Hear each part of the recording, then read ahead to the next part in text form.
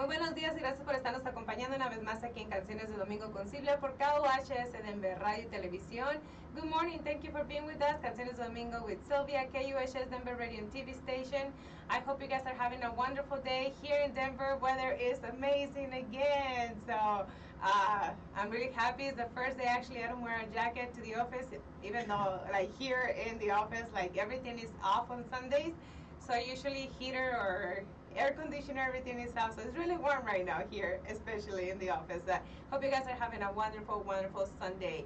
And I want to introduce you to my guest this morning. He is, I don't know how to introduce him just because he's not just, you know, a very professional person, very talented. He's also one of my best friends, and we've known each other now. I actually was thinking maybe 6 years now.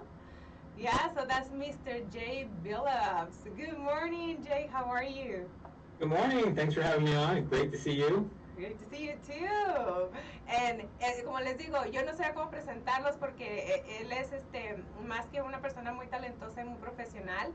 Él es un amigo mío muy muy querido de muchísimos años ya, creo que son como 6 años, así que les presento al señor Jay Billups. So voy a empezar en inglés, claro, y voy a hacer unos resúmenes y traducírselos al español para que también ustedes me estén entendiendo lo que estamos platicando. So good morning, thank you so much for being with us this morning. I wanted to have you here for a long time now, and finally it happened. You know, unfortunately things are crazy right now, and you cannot be here with with us in the office. But it's an honor to have you. You know, just through Zoom. So I appreciate that you're taking the time to be with me this morning, Jay. Well, thank you. It's my pleasure. I'm happy to see you this way. Next time we'll be in person. Yes, we're actually we need to plan that out. Yeah. Oh, by the way, don't put your jacket away. Did you see the weather for tomorrow? No. I'll let you look at it. Oh, great. All right, so jacket tomorrow. But that's how it is, Colorado. You know, a lot of people think that like on April when we have our spring, things are really nice and beautiful. Yes, and they are like for one day, a few hours, you know. But then it goes back to the crazy weather. So, but you know, today let's take advantage of today's day, and hopefully next weekend is beautiful too. It's Mother's Day next weekend here in the United States. So we'll see what happens. But how is it in Colorado Springs? It's actually really nice. So nice cool breeze. It's about 70, I think. So that's like perfect for me. So just nice and mild in the middle, not too hot, not too cold. I think for us it's the 64. I just saw that. Yeah. 64. Yeah. So you guys are a little bit hotter than us. Wow. Yeah. But that's you know, we can have everything, right? But you never know. Like you said, you know, tomorrow is gonna be probably not a good weather. Sorry, my shirt is a little bit stuck, so I apologize. I need to move this a little bit because my legs are a little bit long. There you go. So Mr. Jay Billups, you do so many things, so many. If you guys don't know, if you guys haven't seen a lot of the stuff that I post on my page, or if you have seen it and you have been following me through all these years, when I decided to come back to the modeling world, that's when I met Mr. Jay Billups. And it was a blessing and an honor to meet him at that time because we did so many amazing projects that we both had the same vision, and it was kind of like match made in heaven, you know. And that's why I think we got to be really close to be friends, just because the way we both think about everything that we do. So yeah, I remember the first time we met. Did you remember that? I met you and your husband up in it was a blizzard. Denver. Yeah, it was a blizzard. Right. So my son and I went up there early, and it was just a nice day. And in a couple hours, there was almost like 6 inches of snow on the ground. It was a blizzard. It was amazing. But was it in April, May? Probably. I think so, because it was nice during the day. It's just kind of one of those things. But it was weird because I was actually intimidated to approach you or to meet you, because I had seen some of your work, and I think I was a little arrogant too when we met. I said I could do much better. and you you did in a lot of things. Yeah. You know, that was a lot Yeah. of stuff we did way better. Yes. Yeah. So it was a great meeting. A lot of people would have canceled because of what the weather was like. But you were there with your family. I was there with my son, and it was a great beginning to some really creative work. And I think one of the things too is that I like to try to do lots of different things, and you have a lot of patience. So sometimes, like that one shoot you did with the mirrors. Yeah. Depends. If I don't know if my family is watching, so. Well, depends on what type of patience. Okay. Yeah. So when you're working with me, you have a lot of patience. And I remember that mirror shot we did. It took, I don't know, like an hour and a half just to set it up the way we wanted to, and then it didn't take that long to take the pictures. But I really appreciate, allowing me to go through that whole creative process. And yeah, there you go. Perfect. Just so people can see it, what he's talking about. This shot took forever to set it up. It was crazy. Then it was worth it. And actually, it took two times that we met, because we started that's the right. first time, and this was the second time we met to plan this shoot. So. Mm-hmm. Well, and I think that's all part of that creative process, because we could have taken it then, but we were like, this is not working the way we were hoping it to work, so we had to think about it a little bit. And just going through that process came up with some really good results, and so I feel really good about that. And it's a pleasure working with people who have a creative mindset too, because you gave input. That's one thing I really like about photo and video shoots, the person that I'm working with, getting their ideas, because it's not just, I can think of some pretty interesting and weird things, but it always gets better, when you have someone else who's wanting to kind of contribute to that creative process. Exactly. And well, when we met the first time and you say, okay, well, I have all these visions and I have, so many things that I want to do. What made you get into this crazy world? We know that it is a little bit different than any other career, of course. And right. Like you said, it takes a lot of patience, not just from the model perspective, but also, from the photographer. So what made you say, you know what, I'm going full time to this?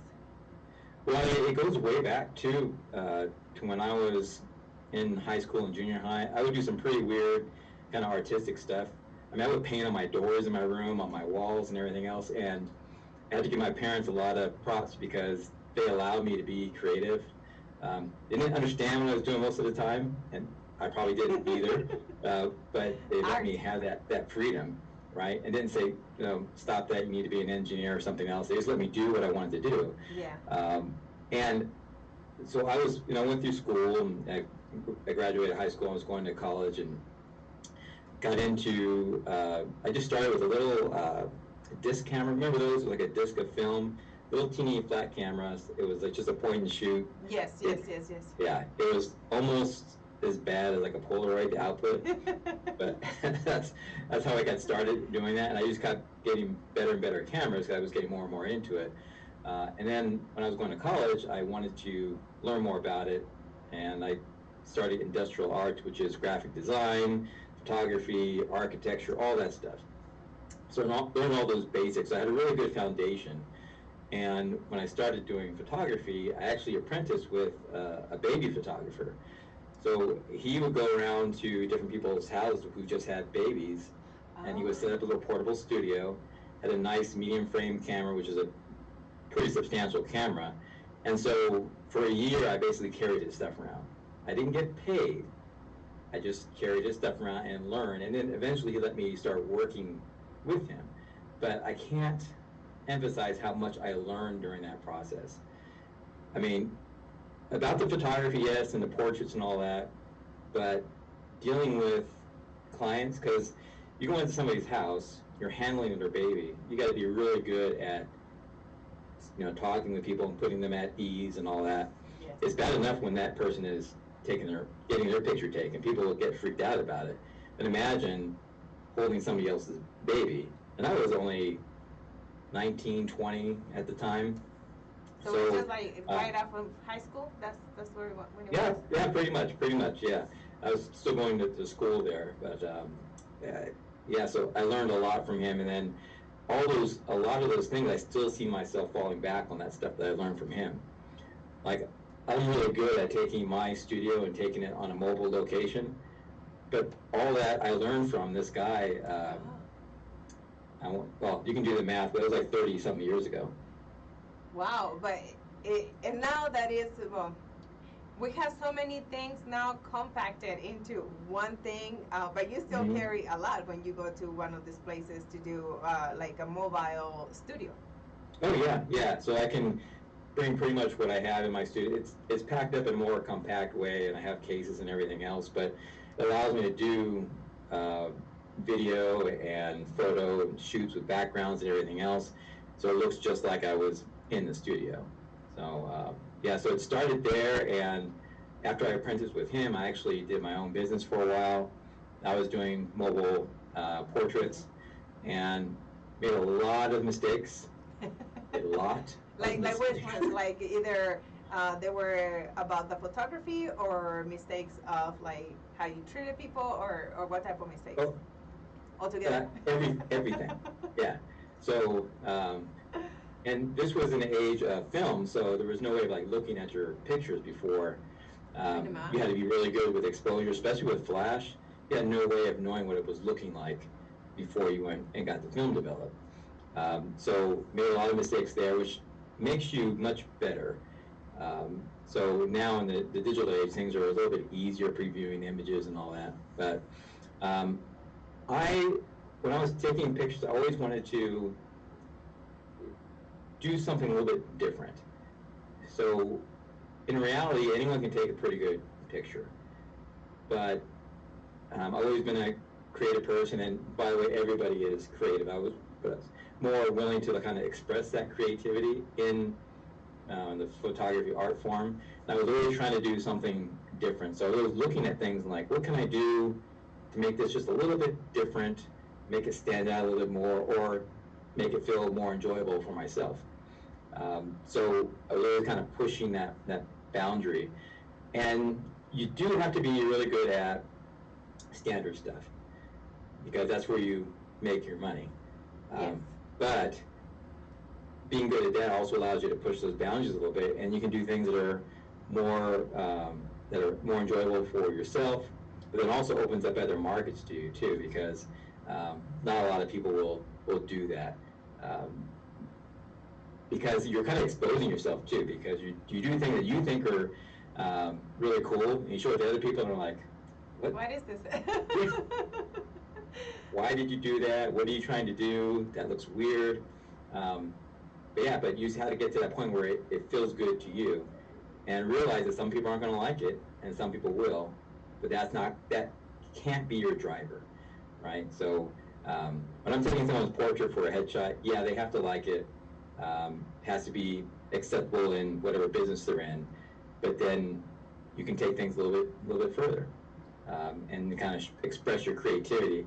And the cool thing about that, which I don't think a lot of people realize, is when you're doing that, you're pushing those boundaries, you may discover a new technique or a better way of doing something that is standard, right? So you can do things with more or less lights, a different technique, come with a same type of standard result, but you're more efficient at it.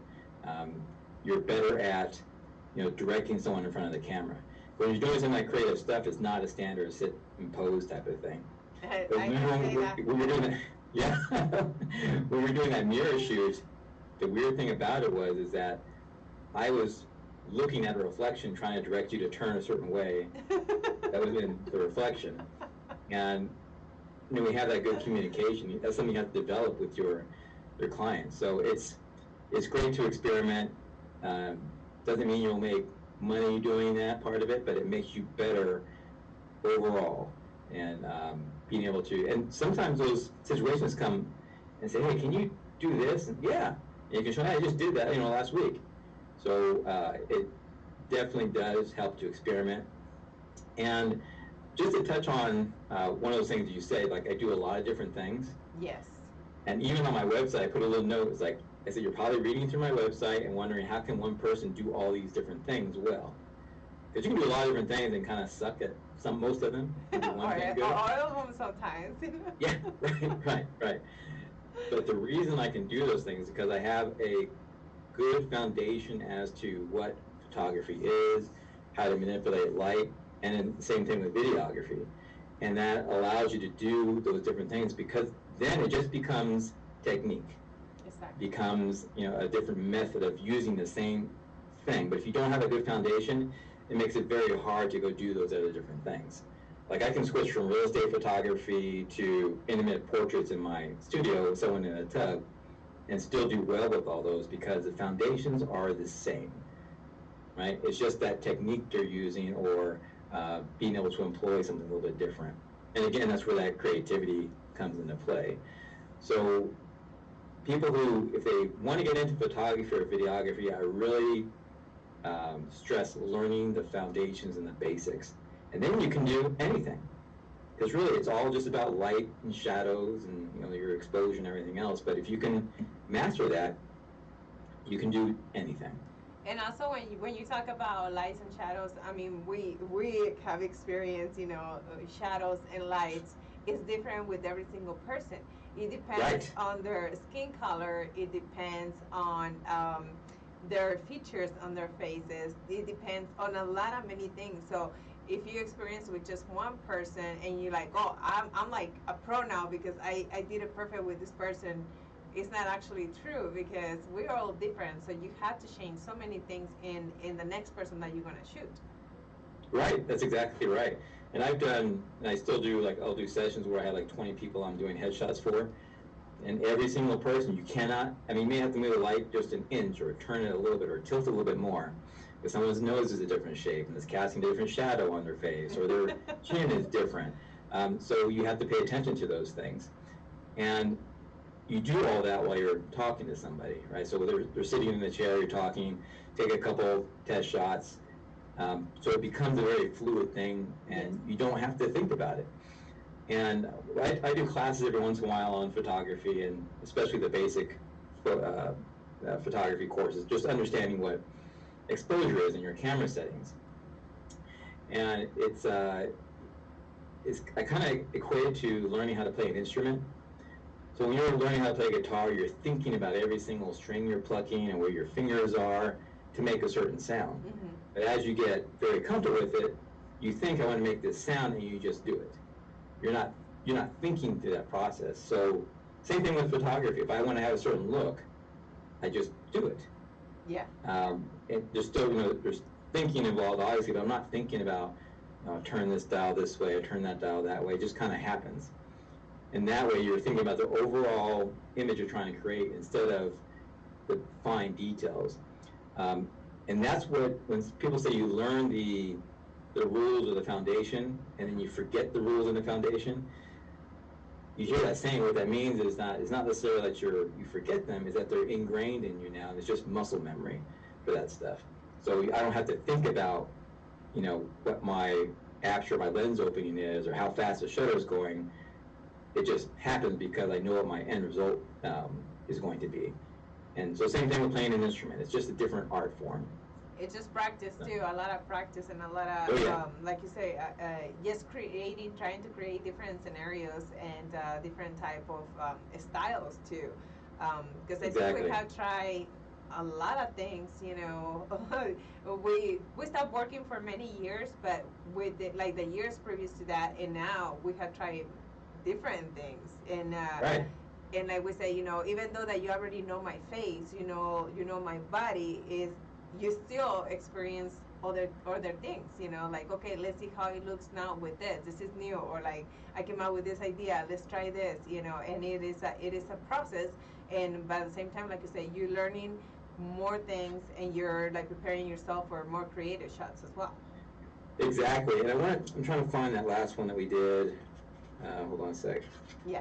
The one where you're lying down. Do you remember that one? The one with the red scarf. Right.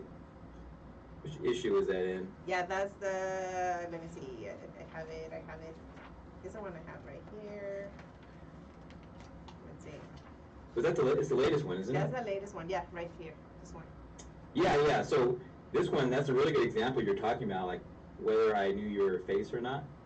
Yes. Because we were shooting it at angles we never shot your face at before. Yes. Right? we had to change that, like how your head was tilted a little bit. So that's like, and that's a really good example of, even though we work together a lot, every time we shoot, it's still a new process. You can't just say, well, I know Sylvia's face, we're just going to shoot. We always take the time to kind of, how's the light hitting you? We're trying to do this different type of shot. Like the last ones we did, we had never done, like basically like the side lit. Yes.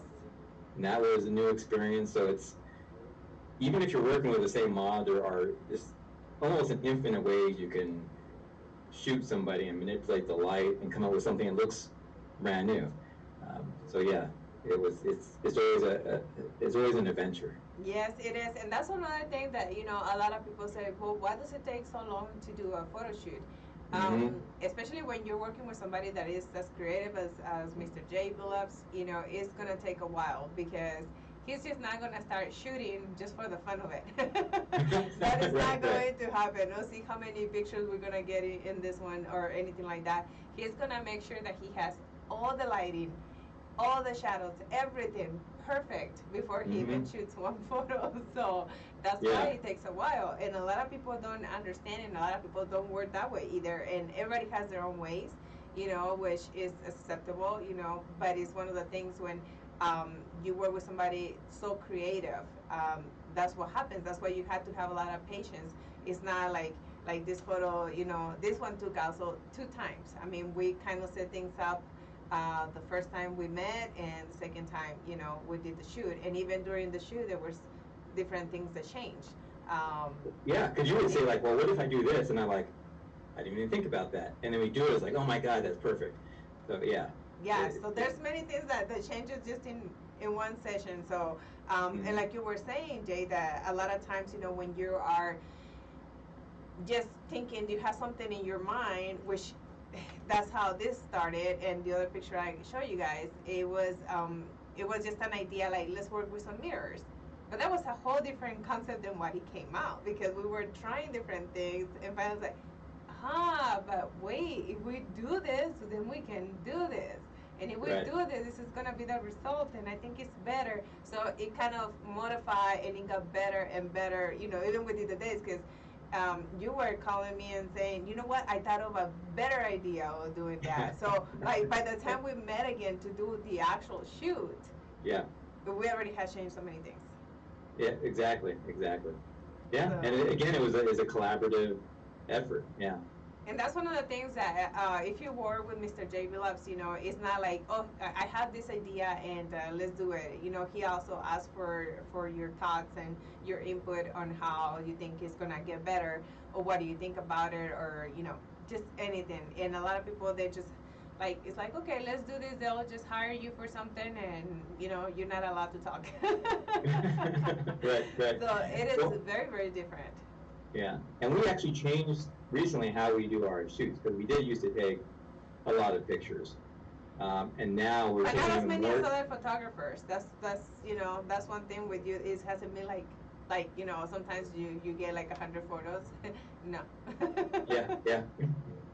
Well, and what we're doing now is that I think our goal is to get one picture out of like the different scenarios now, and we'll have a couple other that you can use a little bit later. But what we're doing now, we'll take the picture, we'll stop, we'll both look at it, and we'll critique it right there. Okay, maybe if you turn this way or look this way, then we'll try that one. It's like, okay, that was great, and then we'll tweak it a little bit more, and then we'll come up and agree on, okay, that's the picture we're going to edit and to use. And the best part about that too, that one, it enhances that creative process, and it makes it more collaborative. And then we can spend more time on the editing of that one picture to make it as perfect as possible. And we can do some far out editing, like that. I can do some things that don't even look like you in the end, like the alien one that we did. Yes. Time ago. Yeah, or we can. When I do the editing, I want to make it look as perfect as possible, but still looking like you natural, right? Exactly. So, yeah, and I think what a lot of people don't understand is do that type of editing takes a long time, because you're going through somebody's skin, pixel by pixel. It's not applying a filter. the filters are getting much better now too, with the artificial intelligence. So that works when you're doing like lots of headshots and stuff. When you're doing more kind of fashion type stuff, or you're working concentrating on one picture, you can take your time to take out make it more perfect. And when I say perfect, it's like when you're looking at an image, you want to focus on that. You want to see the eyes first, and then look at the image from there. If something distracts you from that, and the eyes aren't the first thing you're looking at, that is an issue, and that's something that needs to be edited, right? So that when I say perfect, I mean by you're looking at the eyes first, and then you can appreciate the rest of the image, and then kind of look around. But the eyes need to be the thing that draw you in. And I tell you too, always after we take a picture, always double check the focus on the eyes. Oh, the eyes. If it's not there, we don't even use that picture. Yeah, because we even see like the ring or the lights, or the lights, it comes out really, really cool. So that's one of the things that I always notice that you like, okay, let me check the focus, and the first thing you go is like you check the eyes. So that is one of the main things that I see you doing all the time. So so now you guys know, because there's a lot of times that and let's be honest, it has happened to me quite a few times, which I take a photo and they totally Photoshop it and doesn't even look like I don't recognize myself. Like I'm like, right. Is that me? Why do you took up my birthmark? Why you took up, a lot of things that make me me. So and that's why, like you were saying, Jay, that it takes a long time to make a person, Photoshop a person that still looks like the person, but to be perfect. And by being perfect, it's just like, it just takes a long time. Right. It is the truth. So that's why, like you're saying, minimizing that amount of photos taken, so that way you can work on that one for the long time. And it's interesting too, because when we look at a person, we don't see, because you're looking at someone in the eyes, you don't see the imperfections in their face as when you have a normal conversation with someone. So when you see a photo, a very high resolution photo, those imperfections stand out much more, because we're not seeing that. The rest of the face kind of blurs in our vision when you're looking at someone in the eye. And so that's the challenge, to take that photo and make it look like someone, look very nice, but you don't want someone to say, that looks nice, but doesn't look like you. You want to say, hey, you look good and it looks like you. So you still want to retain that part. And something you just said was very important. I learned this the hard way. When you're editing photos, this is for editors and photographers, do not remove things that are permanent, like a mole or a birthmark. Yeah, and just because you're doing editing, things you want to remove are the blemishes that are temporary, that they're not going to be there in a day or so. I made a mistake once. I was editing this guy's photo, and he had 3 little dots on his face about right here, and it was a birthmark. Oh, okay. And I knew it wasn't a blemish, but it was just kind of an odd thing. And so when I first did the edit, I thought I left them in there enough, but I had edited them enough where they weren't as visible as he wanted to be. And he actually called me and said, can you put those back in? And the reason he wanted them in, because that was something his sister would always tease him about, make fun of. Oh, okay. And his sister had passed.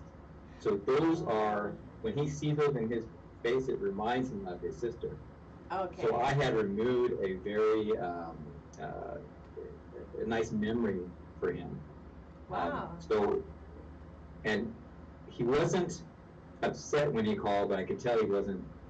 He wasn't really happy. Yeah. He was probably sad, not upset, but probably sad. Like that was my thing. But on the other hand, like how would you know? Right. So and now I always ask, when we're in this session, I tell them I'm going to remove things that are temporary. But is there I'll ask them, is there anything you do not want me to touch? Leave it as it is. So sometimes maybe someone may have a mole, and I'll lighten it a little bit so it's not a focal point. Yes. Just depending on where it's at. And so again, even with the headshot, it's a collaborative process. You talk to them, so they don't just sit in a chair, smile, do whatever, and then leave. Yeah. I think it makes me feel better too when someone asks me how I feel about something or um, include me in that process. Yeah, it feels more like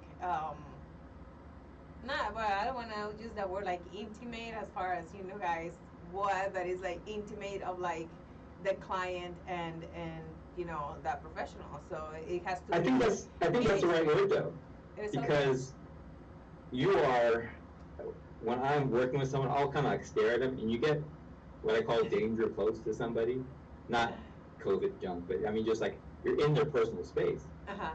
Because I'll be looking, and I said, sorry if I'm going to look at your face real quick, but you're looking at things and making sure you're taking in everything instead of just snapping that picture. And you talk to them and ask them about that. You help them with their smile. And so it is an intimate interaction between two people. And I think a lot of people are nervous about that. People, I don't like getting my picture taken for one reason or another. And I've seen people visibly nervous. Not because they're afraid of being alone with someone, but they're just, that process, it scares them. Because they don't know if they've had a bad experience before or what have you. And so I think being able to put people at ease, talking them through the process, letting them know what you're doing, they may not understand what you're talking about, but you feel included. You kind of equate it to going, you know, in their own words, what you're doing. You know, right. I think that's one of the main things, and I learned this since I was working, you know, as a network engineer. When you use your lingo with the people that work in the industry, it's okay, but when you're talking to somebody that is not in the industry, you cannot use the lingo that you usually use. You have to actually use words that they understand, and right. so that way they feel comfortable and they feel like, oh, he's not looking at my face like I'm a dummy, you know, because sometimes you think that you're like, why is he talking to me like that? Like, hello, like I would know about it. And Yeah. but when you explain to them, you know, and you don't start with your lingo, they're like, oh, like they feel welcome. They feel like, okay, they want to include me into the whole process. Right, right. And I think I didn't know people were doing this, but it was kind of a mistake. One thing I do, even when it's just a headshot or someone's just getting your profile picture for LinkedIn, I will always show them the back of the camera or the monitor or something, because it looks good to me. You may have captured something that they can't stand about themselves. Yes. And usually it's not the case. People will look at it and like, oh, okay, it's better than I thought it was going to be. But it includes them in the process. You're not just taking some pictures and say, see you later. Exactly. Then they wonder like the whole day or until they get him like, how am I gonna look? You know, I hope it came out okay, but what about if it right. didn't? And if I don't like it and I have to post it? And yeah, there's a lot of questions if you don't show it. Right, right. So you can help people with that. You can help them with their smile. So for example, if you're getting a headshot or something like that, I ask people, are you a smiley person? You know, some people smile really easily, some people don't. Some people don't like to smile, they don't like to show their teeth, or whatever it is. I always get a response from that. Yeah. And so when people smile, I say, well, my smile always looks fake. Or I said, okay, well, I always ask them, do you have a dog or something, or kids, or something that usually makes people happy or smile. Yes. I said, now think of a good moment with your dog or your cat or child, and think about that, and then let the emotion come out in the smile, because if it comes from within, it looks more natural. Exactly. If you think you're going to smile and it's mechanical, because you're like, you know, you don't see anything in the eyes, right? So that is another really good reason to interact with the person who's sitting in front of you, just so you can relate to them a little bit. Usually they'll laugh or chuckle or what have you. The worst case scenario is that you ask them if they have a dog and say yes, and they'll say something and they'll say, "Oh, my dog died yesterday." Yeah, that's not good. It's like, you wanted me to smile, you wanted me to cry, because you know I'm about to cry. Yeah. But I tell them, well, think about some good times you had with your dog. We'll talk through it, but you don't just go, "Oh, sorry," and then do something else. You got to be quick on your feet and yeah. think of something else to say. Yeah. But I think because when we're in photography and doing video, it's very much focused on the technology side of the gear that we have. It's all technical, it's all blah, blah, blah. But nobody cares about that. right? So your clients don't care what camera you have or whatever lens you're using. No one cares about that. And you make the mistake of staying behind the camera. So if you're learning portrait photography or you're wanting to improve your client interaction, get out from behind the camera and stand in front of the person and talk to them. Yeah, it's going to take a little bit longer, but you're building a nice rapport.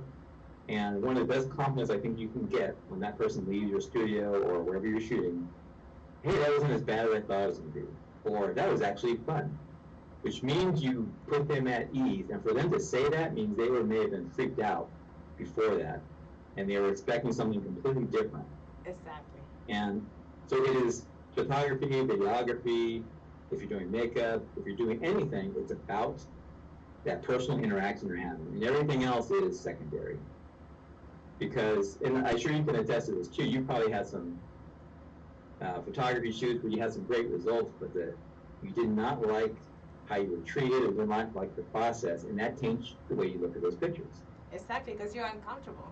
You're uncomfortable, yeah. And you feel like there's something going on in there, and I mean, the picture probably came out good just because you're professional, but when you don't know how to deal with those feelings and, you know, not make them show on camera, or, you know, either be filming or photograph, it's hard. Mm-hmm. It's hard. Yeah. So that's when, you know, the acting skills come in, and it's like, we're gonna get this done and it's gonna come out good just because, you know, we had to control this. But if you don't know that, the picture is gonna be like, you know. Right.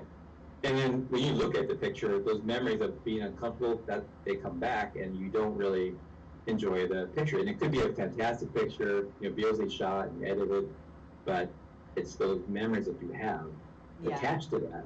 And it makes you not even want to do another session just like that one, or not work with that photographer anymore, or whatever it is, like you said, makeup artist, whatever it is, you know, if you were not comfortable with that person, it's just hard to do another shoot or whatever it is with them. Yeah, exactly. So yeah. So I'm gonna translate a little bit while we're talking about. I totally forgot about that translating earlier. So I'm gonna translate a little bit what we're talking about. So lo que estamos platicando es de cómo empezó el señor Jay Billups en la fotografía, y me está diciendo que desde muy chico tuvo él el apoyo de sus papás, aunque los papás no sabían qué estaba él haciendo, y dice que la mayoría de las veces él no sabía tampoco qué estaba haciendo cuando estaba haciendo arte o siendo creativo. Él es uno de los fotógrafos más creativos con los que yo he trabajado, y yo creo cualquier persona que ha trabajado con él en sesiones fotográficas creativas sabe eso. Dice que cuando él estaba en la escuela, vendría siendo como entre bachillerato, él empezó a tomar clases de fotografía, meterse más en esas cosas. Entonces fue que agarró como un trabajo con un fotógrafo que iba de casa en casa tomando fotos de bebés, y lo que él hacía era nada más cargarle todo el equipo al fotógrafo. Él no dice que por un año estuvo cargándole el equipo a él sin que ¿cómo se le dice? Lo entrenara, solamente cargando el equipo. Sé que después de un año ya empezó empezó el fotógrafo a enseñarle cosas de cómo trabajar con los niños, cómo trabajar con los clientes, pues claro, tomar las fotografías. Y era un estudio portátil el que tenía este fotógrafo, como les digo, iba de casa en casa.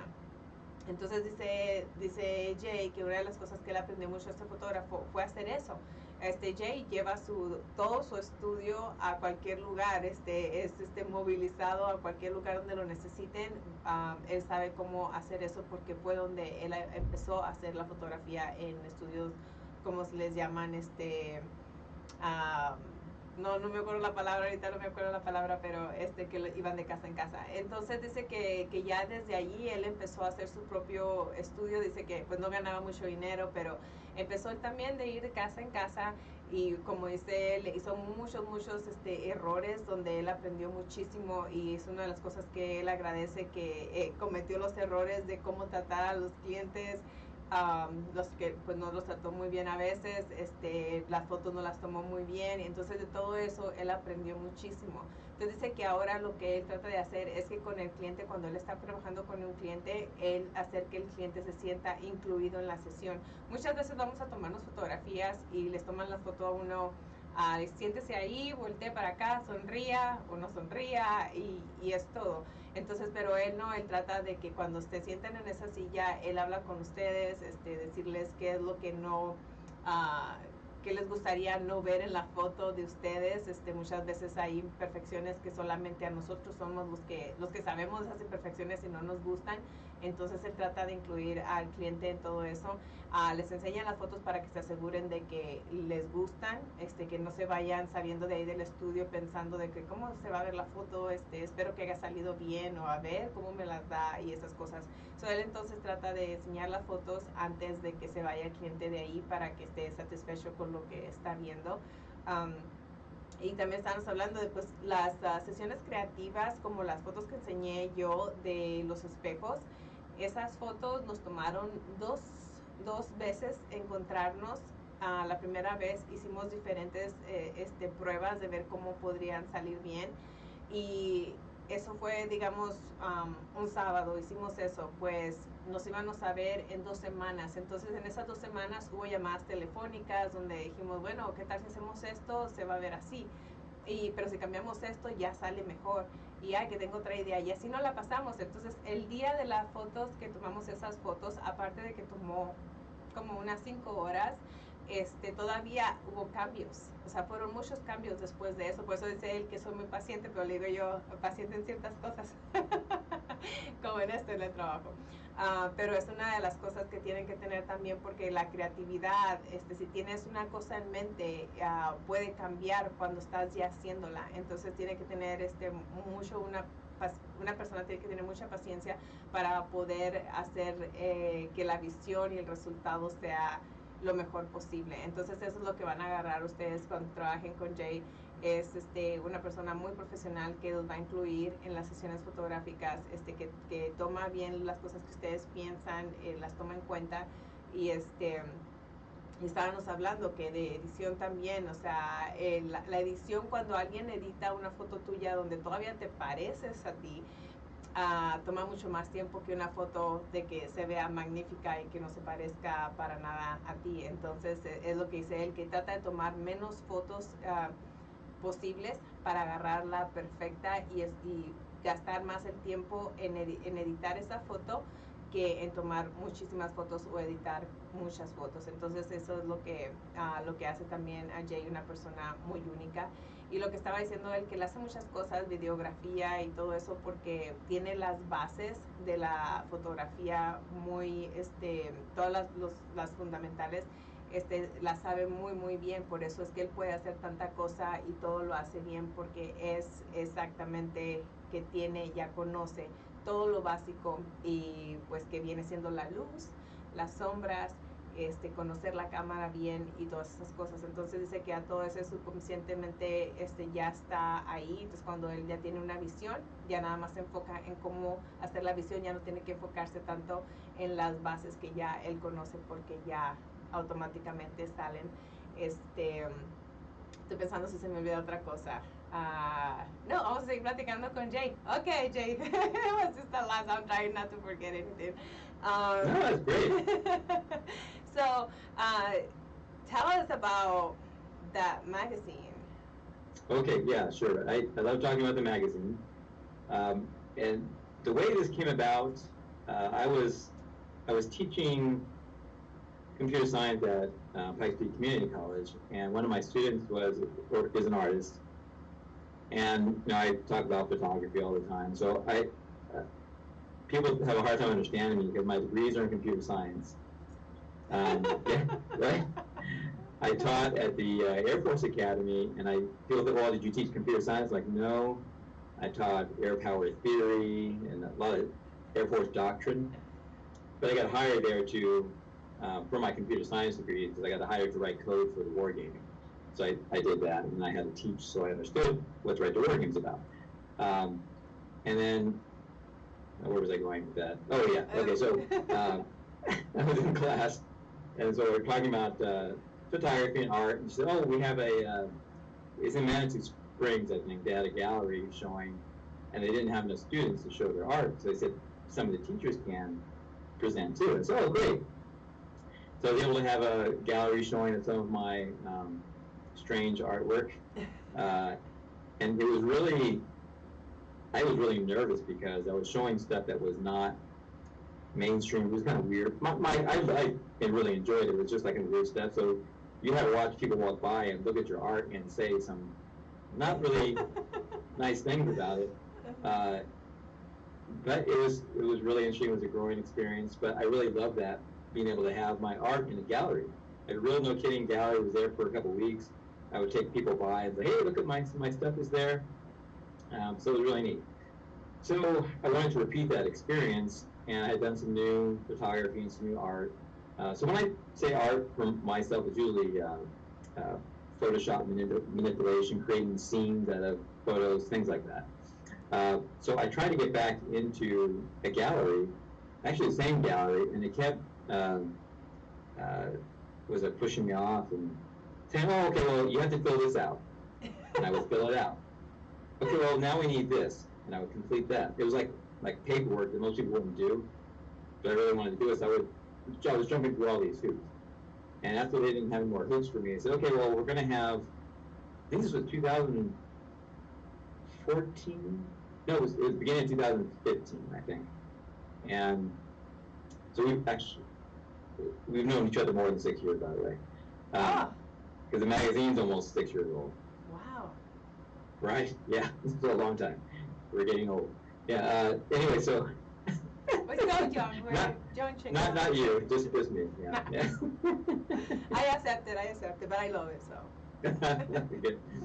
So they said, "Okay, well, we have a showing. You might be able to do it. It's in October." I said, "Great."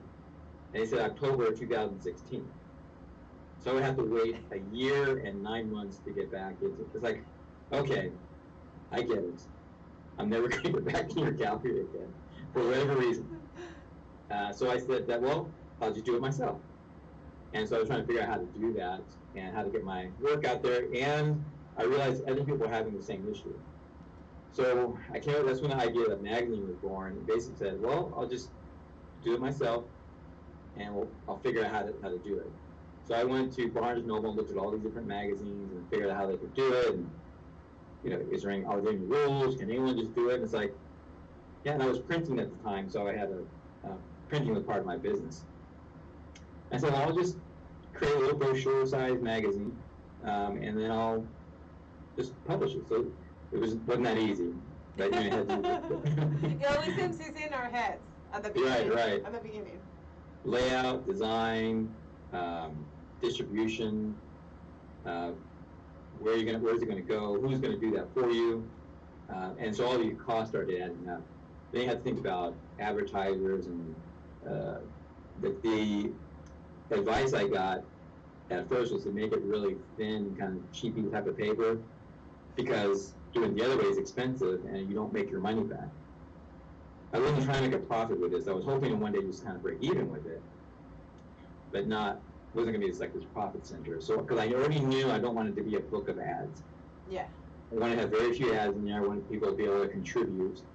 And so what I kind of narrowed it down to, it's the focus is on entrepreneurs, educators, and artists of all different types. And we're talking about creativity.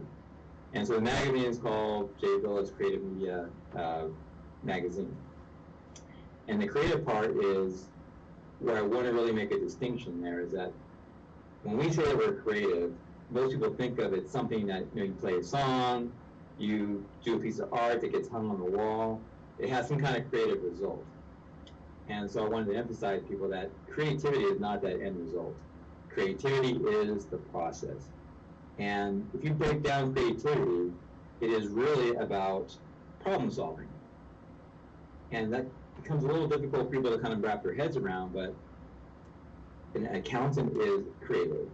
A portrait photographer is creative. A landscape painter is creative. What you see at the end of those is not creativity, it is a result of a creative process.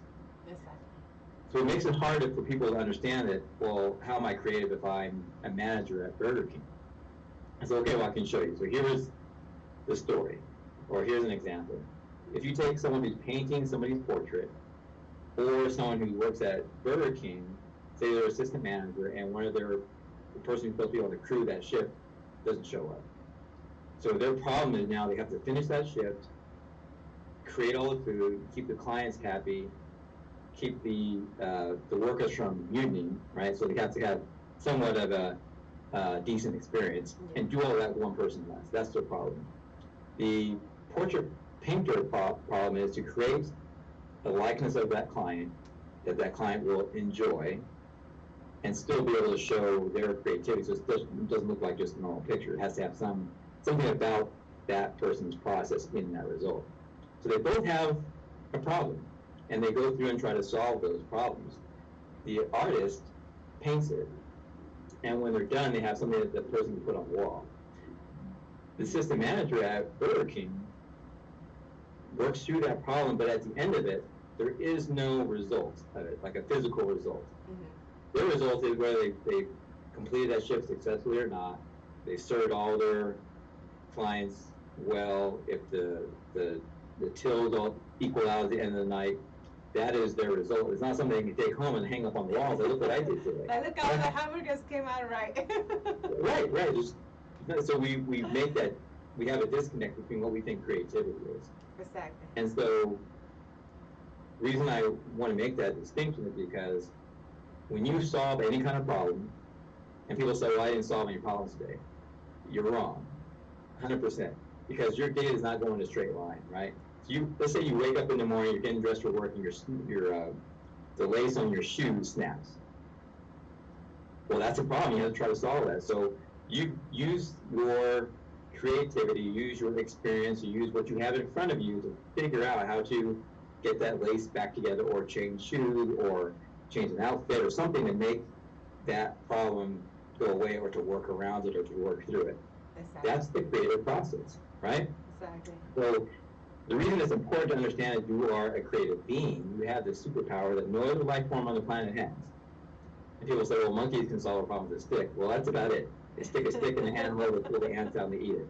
Woo, big deal, okay? But yeah. It's nice to study. But as human beings, we can take that much farther, and we take those things that we learn and we apply them to the next day, or to the next problem that comes up. The reason that's important is because if you understand you're a creative being, the next time you're faced with a problem that may seem outside your scope, like your boss may say, hey, Jay, I need you to, this happened to me once, say, I need you to sing the national anthem. That's way outside my comfort level. No way, really? Yeah, but I said yes before the rest of my brain kicked in and said no. Or it could be like, hey, you're working or you're running your own business, and a client comes to you with something that's way outside your comfort zone. It is something you don't think you could normally do, but if you know you have this ability to be creative, and you are creative, you may give it a shot. It does not mean you're going to be successful. There's no guarantee of that. There's lots of other things going into that. However, if you attempt this thing outside your comfort zone, no matter the result, you're going to learn something new. You're going to really see that you are much more capable than you had thought you were. And next time something comes along, you'll give it more of it. You'll give it an attempt. You will use that superpower more often now that you know that you have it. Exactly. And that is like my main thing for doing the magazine when I talk to people. Because they'll say, well, why would I want to read the magazine? Because I'm not a creative person. And I go through that whole kind of scenario, or whatever relates to that person even better. And so in the magazine, we do have artists, we have entrepreneurs, we have educators, and usually we are one of those things. Everybody kind of can fall into that category. Let's say even if you're a stay-at-home mom or stay-at-home dad, and all you do is take care of these kids. Well, you're educating. You're an educator, right? You're definitely an artist trying to figure out ways to keep them entertained, what foods to create for them. So you're a chef. You're all these different things. You just don't realize it or give yourself credit for it. So when you realize that, we'll be more creative. And so the magazine, if you look at it, and here's an example. You have some examples, and I'll show one. This one is one of my favorite ones. This is my mother. Beautiful. Here. And so we had this fun shoot where I got to get her makeup professionally done. So she really enjoyed that. And then my dad was the one. You can see here, there's honey dripping down her head here. So my dad was the one who was able to drip the honey on her and make this complete mess. This lasted about 20 seconds, and then it was just all over, right? Because the honey was all over the place, it was dripping on the Was he happy? Was he happy that he was making a mess and he was allowed to? Right. Yeah, so he was able to make her messy and not get in trouble for it. Exactly. Yeah. And so the little secret here is like, what people don't realize is that the only thing in here that is real is my mother and the honey. Everything else I created. So her headdress here, so I looked at some references and some African different types of headdresses and made that same thing, but textured with different photos I had of beehives. And the same thing with her necklace down here. It's made out of like the honeycomb and made basically a necklace out of it. And then obviously the bees aren't real, but those are all kind of photoshopped in. But a compliment one of the things I really appreciate, people look at this and they don't realize that. Exactly. And so that makes me feel really good, and that's how I kind of express my creativity. So the magazine was coming out, first we did monthly, and I realized this is way too much work. And then we did quarterly, and now we're back to quarterly again. We kind of slowed down a little bit there, just depending on how life goes and all that. But every issue has a theme. So this one the theme is beehive. And the people that contribute to the magazine, they do it for free. It gives them a chance to write, have photographers who contribute. It's a community effort. It's a joint marketing effort too, because it gets out there, it showcases my skills, but also the other people's writing skills, their artistic skills, things about the businesses and all that. So we do it all together to share about each other. Exactly. Someone may not care about what I do, but that may have got them to pick up the magazine and read something in there about someone else who provides a service. Like even I had a dog walker in there not too long ago, but she does it she has a vision, she goes through this creative process, and we never know what we say will inspire somebody else. So just share what is important to you, what inspires you, and that may trigger something in somebody else. So that's kind of what the main crux of the magazine is. It's a free magazine. Right now we're distributing, we do 10,000 copies a quarter, or a print. And that started with 1,000. And the first 1,000, I think it took me a long time just to get the 1,000 distributed. And now we're up to 10,000. They go out in a quarter. And we distribute in 300 locations right now. So I have a really good distributor who helps me get the magazine out. It's in Colorado Springs and Pueblo. And then I was in Denver for a while, but I had to pull back from that because that was 20,000 issues. So we'll probably expand back into Denver again. But we are going to be starting a free subscription service. So if you go to the magazine's website, or just we'll still get all we'll do the website stuff later. Yeah. But if you go there or just find out about me and get to the magazine's website, you can just fill out the form and let me know if you want to do a subscription, and it'll get mailed to you every quarter, and that's completely for free. See, that's wonderful, because there's I don't think there's anybody doing that actually for a magazine. No, and a lot of people just don't do magazines anymore. Exactly. But there's something about holding something in your hand, and it's a nice size, right? And so this is another issue. It's a nice size. You can put it in a purse or in a pocket, or put in your car really easily. And we try to make it so it's compelling to look up, pick up, and look.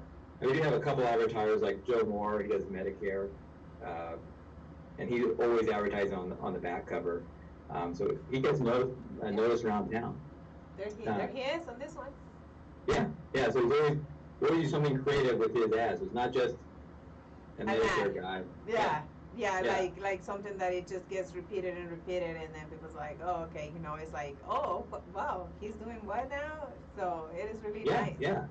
You guys notice, and another thing with the magazines, so they all have a theme. This one's Imagine. This one is So the surround. reason, yeah, surround. So the reason for that is so people who are contributing to the magazine, either artwork or writing an article, I tell them that's the theme. That's what you have to write to. So it doesn't mean that you write about the word surround, but you think about what does that word mean to you, and then when you write your article, embody that in the article. And that's that extra creative part about what is displayed in the magazine. I've had some people who wanted to write for the magazine. They said, "Can I just write about this?" It's like, you can, but it has to be within the bounds of that theme. Yes, yes. Yeah, it doesn't have to be directly about it. It can be very loosely tied to it, but it makes people think a little bit more creatively, and I basically give them another problem to solve. They already have to write an article now. Yeah, now it has a theme.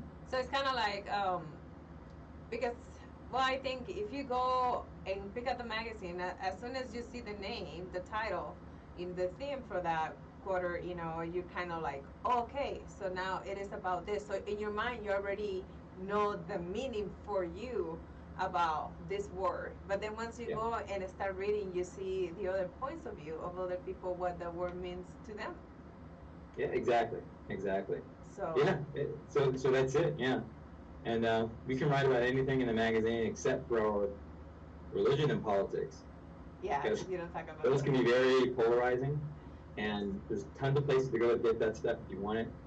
But I wanted to make it so it's about creativity. It's about people sharing what makes them, what motivates them, and what inspires them, in hopes of inspiring and motivating people who are like keep it motivational, just kind of like, helping each other, kind of thing, with their stories and how, because a lot of people, they ask you, how you get to be where you are, it's like, okay, well, it's little by little, you can find a little bit in here, you can find a little bit in this other magazine, and just put things together, because I think at the end, since we all talk about our experiences, especially the people that are writing and the magazine, you can find out about themselves. Yeah, and you've done an article in there as well, remember? Yes, and also, well, we did so many things. We have done so many things with the magazine, and one of the things that usually surprises me all the time is just your creativity, Jay. How you come up with like always like the covers. And let me tell you guys, I don't know if you guys have seen a picture of when I was on the cover one time. I was immersed in diamonds, and people thought they were all Photoshop. That was weird because on this one, everybody thought everything was Photoshop, and I was like, no, I was actually in diamonds. Like, it was all real, not real diamonds, but they were crystals. That we did that just like with the bathtub, the hot tub.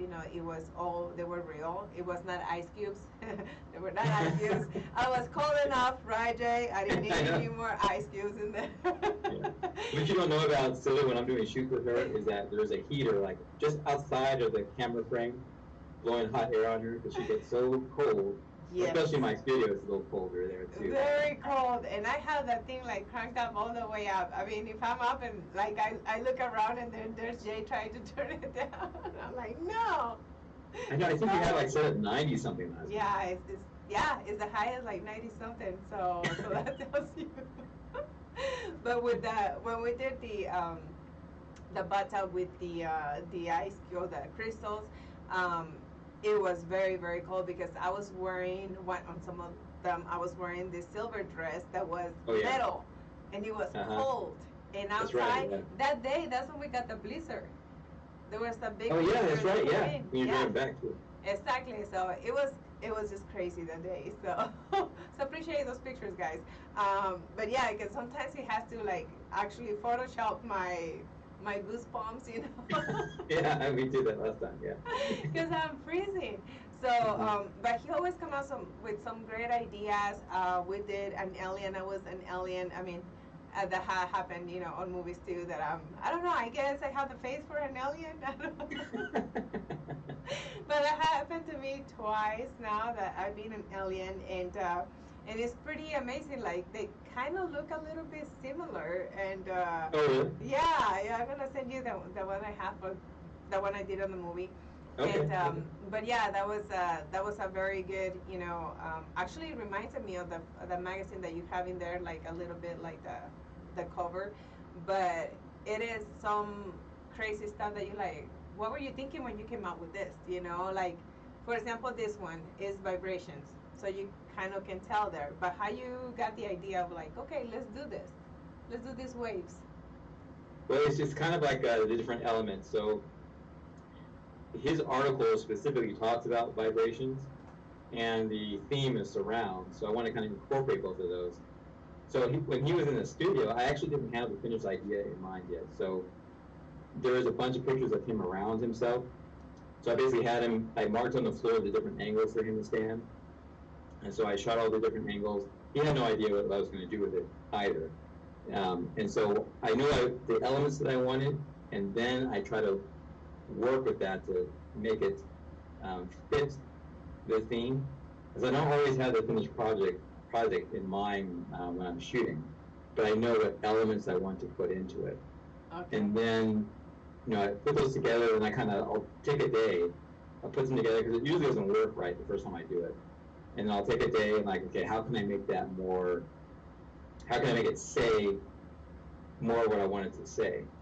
And so I had him surrounded by himself, but it just wasn't enough.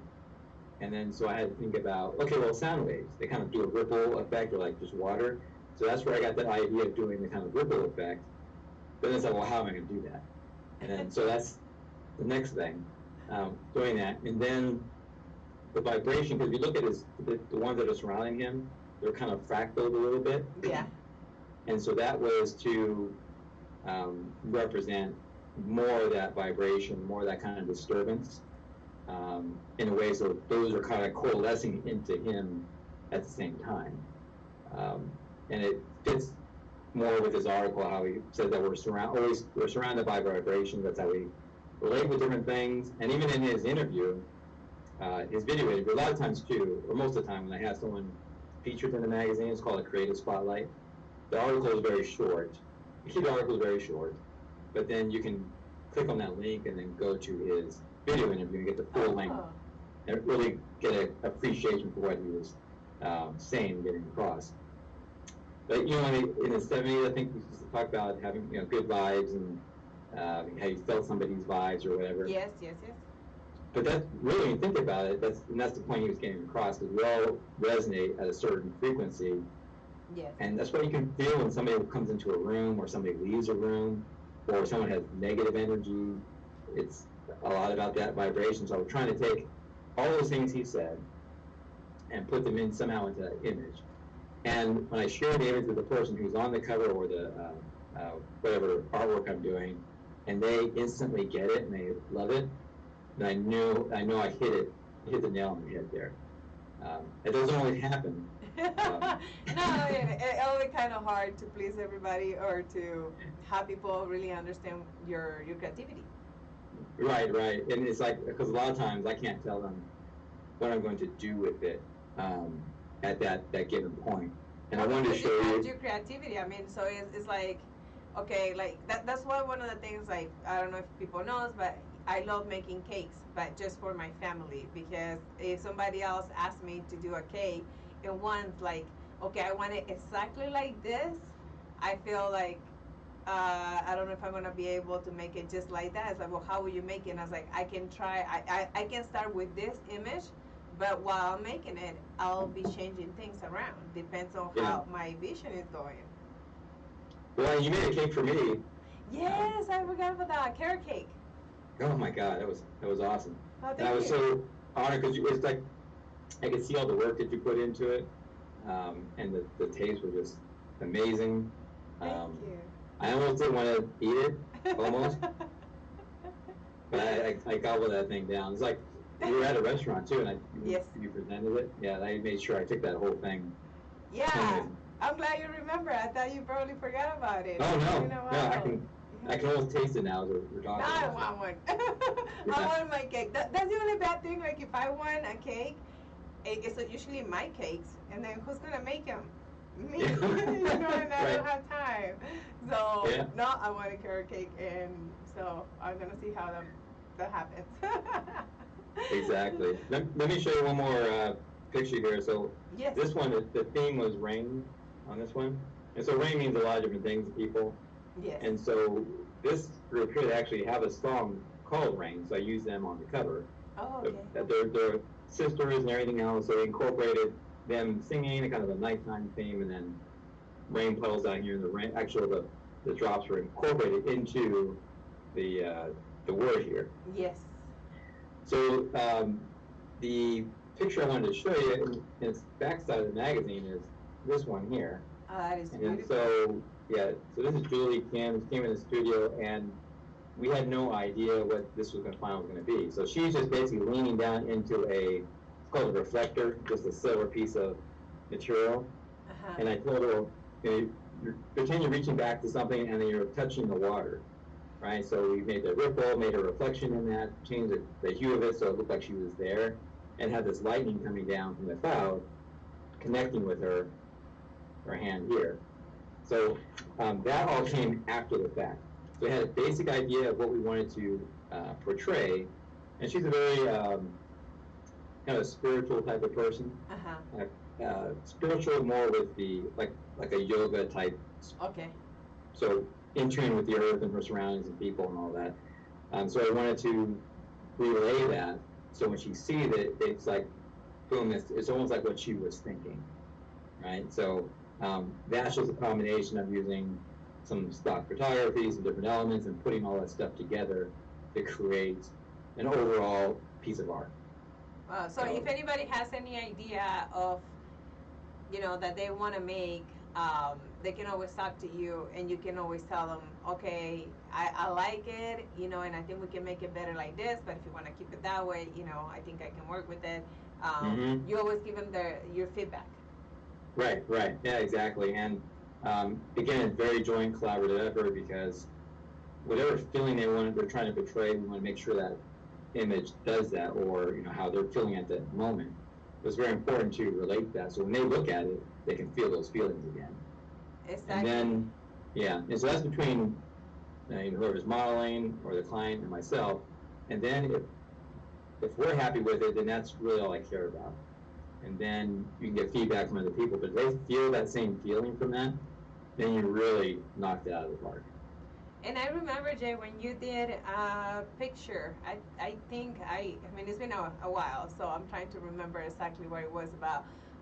If it was this kid graduating from high school, and you put a picture of his dad with them, and his dad was no longer with us. Is that what it was? I've done that a couple times, yeah. You did, okay. And so creating a photo so it looks like they're there. Uh-huh. In some shape or form. So yeah, so taking a photo and incorporating into another one, that's really difficult to do, but it can be a very emotional moment for somebody. Because this was, I think the one you're talking about too, that person was not there for their graduation or where the event was, and to put them in that. I think he died. I think the dad was dead. Yeah. Yeah. And I think I remember it now. I think it was the mom had asked me to do it, and it was a young lady. A young lady, okay. Yeah, it's been a while, so I'm trying to remember if it was a boy or a girl that lost their dad, and but I remember that a lot just because it looked so real, and at the same time it was so emotional. Mm-hmm. Yeah, exactly. So and that's another thing. If you're, and that's one of those things I learned how to do because I was doing some creative art that nobody else saw, just for myself. But pushing those boundaries, and that's a really good example of how I can have a practical use. Exactly. If that was the first time I had done it, it would not have come out as well as it did. So messing around with Photoshop, being creative with different ways to capture those photos allows you to do that kind of those kind of techniques when it really matters. And I know a lot of people think that, okay, well, I know Photoshop is being really advanced lately. You know, they have so many options. They have like just click a button and it turns into this or that. Oh, yeah. But at the same time, when you want something to really look uh, amazing, professional, it takes a long time. A Yeah. long time. It's not just click the button here and it's done. It is a lot Yeah. of work, and you can tell by the quality of pictures when you see somebody's pictures. Like, yeah, I can tell there's a lot of Photoshop here, but and then like your mom's photo, you know, it seems like she was wearing something that has like some type of beehive, um, you know, drawing into it or something, and you're saying no, it wasn't there at all. So that's Right. very Yeah. incredible. And also people thinking sometimes that it's all Photoshop, and no, it's actually one of the things that Jay has is like the less editing that he can do. He's gonna try to make that picture, you know, the best before he gets the picture and does editing. You know, so everything, you know, if there's wrinkles, if there's things like that, he's gonna fix those before he takes the picture because he's not gonna do that in Photoshop. So that's Yeah. why it takes a long process, and people don't understand that. But there's also a lot of models, a lot of my colleagues, when they go to a photo shoot, they go and they have their clothes all wrinkled, you know, all like tossed in a bag, and they just get there to the photo shoot and they just wear their clothes all wrinkled and stuff like that. Don't do that, guys. It takes a long time, you know, for a photographer to fix that. You know, try to make sure that you have all your stuff, you know, very neat and nice. If one wrinkle here and there is no problem. I mean, we all know we travel and, you know, it can get wrinkled, especially if you're wearing it. But don't do that. Don't, you know, test things up because clean your shoes. You know, sometimes it's you know, editing that doesn't need to be happening. You know, try to be like the best possible, and not just models, just anybody in general that is gonna go take a picture. That way, it, you know, it saves you guys time, and also you invest more time into editing the important things. Yeah, yeah, exactly, exactly. And there's a lot of great photographers out there in Denver and Colorado Springs. A lot of great talent, and you know as you see something good, like when you look at it, you have this twinge of jealousy. You're like, "Ah, why did I think about that?" Yeah. So it's not, you know, you're jealous or wishing ill will on anybody. It's like that's really good. And it's almost like, man, I wish I would have done that or thought about that. Yes. And you can, just because someone else has done it, you can always put your own spin on it. Because realistically, when we're doing photography, we're copying something. There, I mean, you can make a case that there's nothing really original. It's based on something. Exactly. The way you put it together can be completely original, but we're not making up new elements or, you know, there's water, there's fire, there's earth. We're not making up any new stuff. But how you put it together is where you can express your creativity. Exactly. And That's your touch. right, right. And if you see something that's, and I even asked, like you have done a shoot with another photographer, and it turns out really great. And so I want to do something similar, but it's like, well, what can we change about that to make it different? You know, it may be still a scene with a lounge chair or a chase lounge, but how could we change the lighting a little bit or the background? And that's kind of continues the art form a little bit, because someone may see that and then take it another step further. Exactly. You're like, I never would have thought about that, but you're building on what other people have done. And there's nothing wrong with that. Exactly. We all like learn from each other, and like it's kind of like you admire the person. Copying is when you're like making everything just exactly the same, you know, Right. and make sure like we have done copy some fashion photos before, but that Right. was we also put in there. There's copy, you know, it's a copy. And it's crazy because sometimes even our pictures came out better than the ones that we copy out of a magazine. And in those photos, I mean, they're like some of my favorite ones, you know, that we have taken too. It just, you know, make sure that you put your personal touch a little bit into it, and that's what makes it a little bit different. Yeah. And you talk about that one real quick. That was called, we had a whole series that we did, it was called Fashion Replicate. And so you find a photo that you like, you know, another model or something else in the magazine, and we tried to replicate it. But we found out almost to every person that they try to duplicate the pose that the model was doing.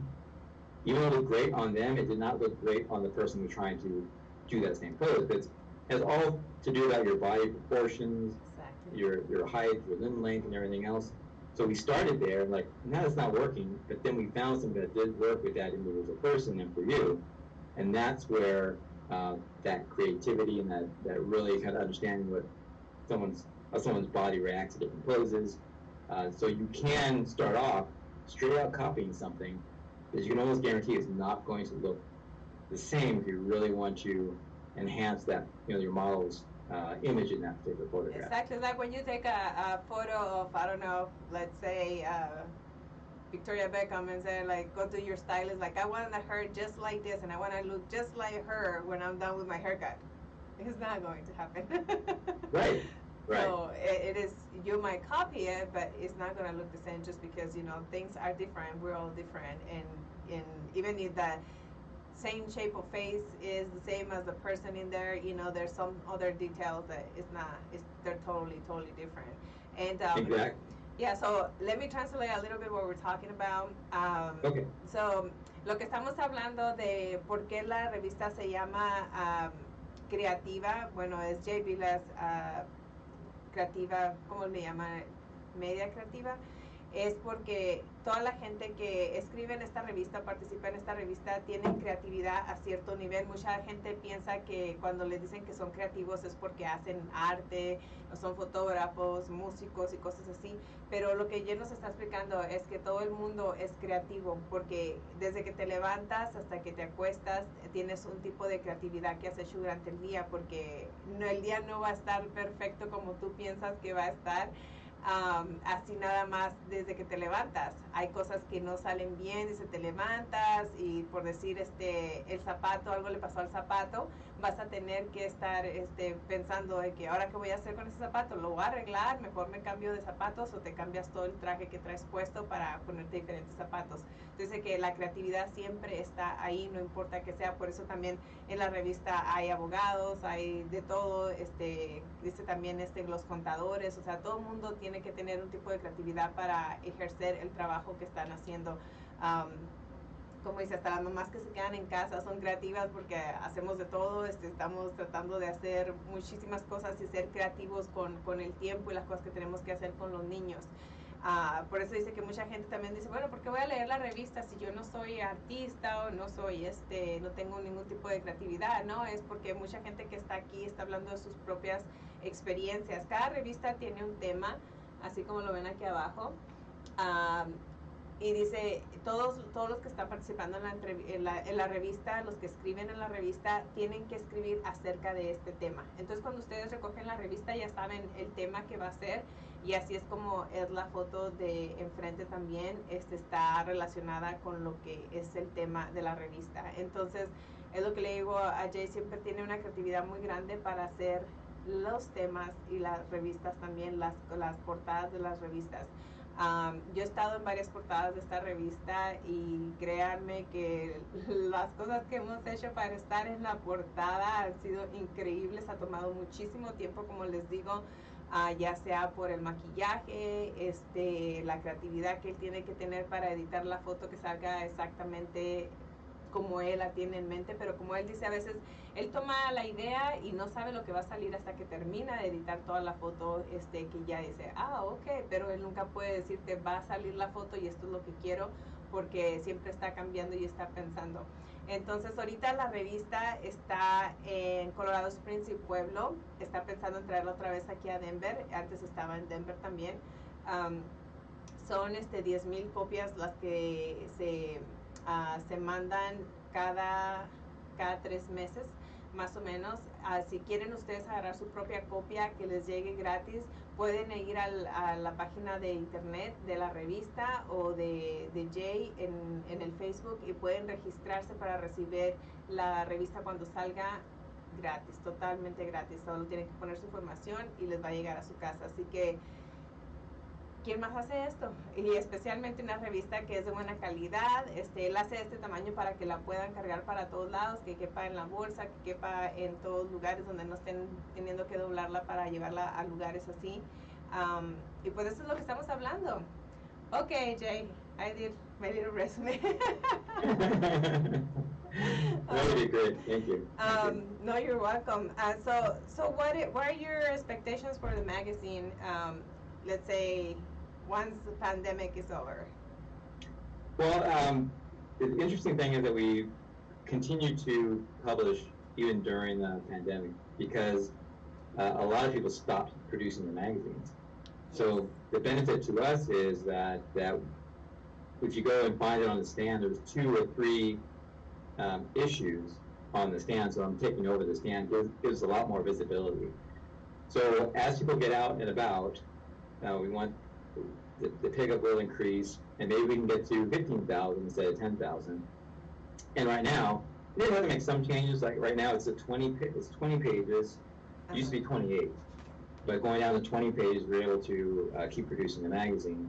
So I'm going to get back up to 28 pages, and then 32, and maybe 36 might be the max. But to do that, I need to get a couple more sponsors. So I have 2 main sponsors, and I need to add more pages. I need like one sponsor per the next 3 pages and so forth. So I'm going to get a couple more sponsors, and what I'm looking for, like as far as who advertise, is not someone who just wants to place an ad, but someone who wants to, get their word out in a way and be a partner with the magazine. So it's not just a one-time thing. So we can support each other. It's mutual marketing. Someone who believes in that and wants to get out to a lot of different people. But I wanted to keep going, and I had to thank my mother for this because a couple of times I feel like quitting, more than a couple of times. Just because, it's hard, it's expensive. Yes. But she told me no matter what you do, don't ever stop doing it because there's just not something else out there like that, and it's a passion. Exactly. It's something I really enjoy doing, and the goal is not to make a lot of money with it. The goal is to break even and help people express their creativity, share what inspires them in hopes of inspiring other people. So my goal for the magazine is for it to keep growing, for it to keep happening, and be in more and more places.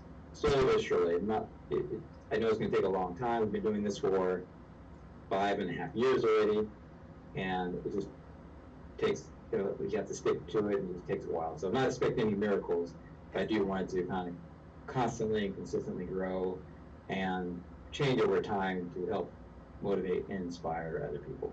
Yeah, be patient. That's another of the things too. So I just want to show you guys, here is the ad for KUHS Denver. There's my Jefe right there. I know you guys didn't want to see him, but sorry, I had to show him to you. I'm just kidding. Kisses Jefe. He's on the other side of the cameras. Yeah, so that's his ad, and I also have my ad in here. Is it towards? Okay, there it is. So that's my ad for Canciones de Domingo with Sylvia. So, and like he was saying, he has here Joe Moore, that every single time that the magazine comes out is a different picture of him. So make sure that if you want this too, you can talk to him, and you guys can make this work as far as like having a different image, in every issue. I don't know, it depends. Some people like the same image. I don't know. But, it's creative. So once again, you never know what can work and what cannot work. So it's always just trying it and risking it, right? Right. Being able to try, being able to take a little bit of a risk and kind of putting yourself out there a little bit more and not being as safe, I guess. But yeah. I think people appreciate that. Yeah, so Jay, anything that you would like to tell the audience before we let them go, where they can follow you, where they can find you, how can they reach you? Oh, sure. So just find me on Facebook, and Jay is my nickname, so if you look up John, John, then my last name is B as in boy, ILLUPS. So like you're going to build UPS. UPS. Yeah. That's a good one. Yeah, so you look up John Billups on Facebook and just friend request me. I'll accept that, and you'll be able to see all my other stuff there. So yeah, that's it. I'm just back on Facebook, so I don't have a whole lot of friends now. So I would like some more friends. See, so make sure that you add him as a friend. I just want to say hi to the people that I can see right here. I cannot see everybody, like I said. Facebook always, uh, close me on this. But Johnny, good morning. Thank you for watching us. Condi Velasquez, raining here. Be safe. Yeah, hopefully here we don't get any rain today. If it happens tomorrow, it's okay. Not today. Johnny says good afternoon, good afternoon. Jeff Tesiri, thank you. Oh, says good to see you, Jay. Hey, Jeff. Yeah, so thank you guys for watching. Like I said, you guys can pick up the magazine in Colorado Springs or Pueblo, or you can subscribe to it. It's totally free. If you want to subscribe, you're not gonna get charged. It's gonna be sent to you at your house. So, and actually, it is pretty good, especially if you have like I don't know, like older or elder family members that they like to read and they can really go out because of this pandemic. This is wonderful. Just subscribing to the magazine. They can read all the different articles and entertain themselves a little bit, especially like I said, it's been a really crazy year and a half now. Kind of, so make sure that you do something for them.